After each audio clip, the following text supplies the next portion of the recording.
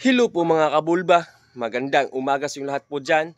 So welcome back ulit po sa aking YouTube channel. So ngayon mga kabulba ay pupuntahan ko po yung mga wild na buton pa. So habang papunta po ko doon, meron akong nakitang isang wild dito. So nandyan po siya. So tara mga kabulba, pupuntahan ko muna yung mga wild na buton pa. So let's go.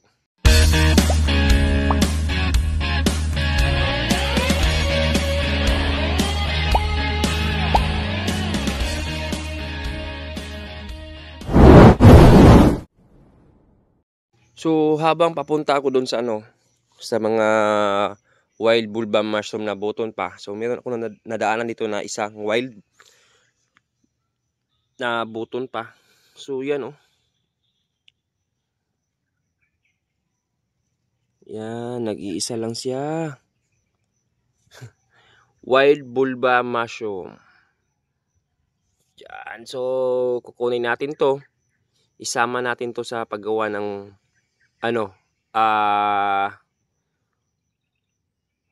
binhi ng kabuting saging, mother spoon. So pupuntahan ko muna yung yung marami. So tara. Nandito na po ako mga kabulba. So yung isa bumuka na. Yan oh. Kukunin na natin to kasi mamayang hapon mubukan na din tong iba. Gagawin na natin tong mother spoon. So yan yung dalawa. Bali 6 sila.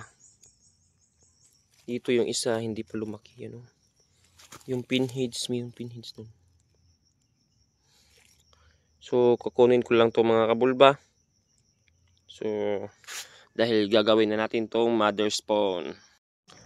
So ayun mga kabulba, kinuha ko na yung mga buton na wild bulba mushroom dahil gagawin natin tong mother spawn.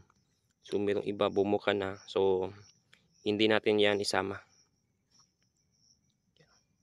So try natin maghanap dun sa iba, sa ibang mga puno, baka meron pa tayong makita. So meron ako nakita dito mga kabulba, bumuka na, pero meron isang hindi, pero maliit. Yan o, hindi lang natin yan kukunin. So ito lang dalawa dahil uulamin natin. Yan, meron na tayong pang ulam. Yun o, maliit kasi ito eh. So maghahanap pa tayo. So meron na tayo, marami na tayong nakuhang mga wild bulba. Yun o, dami.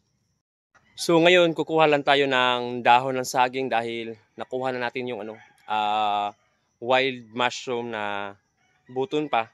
So gagawin natin tong gagawin natin yung mother spawn. So kukuha lang tayo ng dahon ng saging para sa substrate natin sa paggawa ng mother spawn mga kabulba. So tara. So basahin na natin to sa glit. Dahil ito yung substrate natin. So yun o. Tapos kukunin na natin. Mga 10 seconds lang. So yun mga kabulba, tatarin na natin to ng pinong-pino. So let's go. So ito na yung natin substrate. So nakapack na. So lilinisin lang natin yung yung wild natin. So kukunin natin yung bandang puwit niya. So yun, malinis na.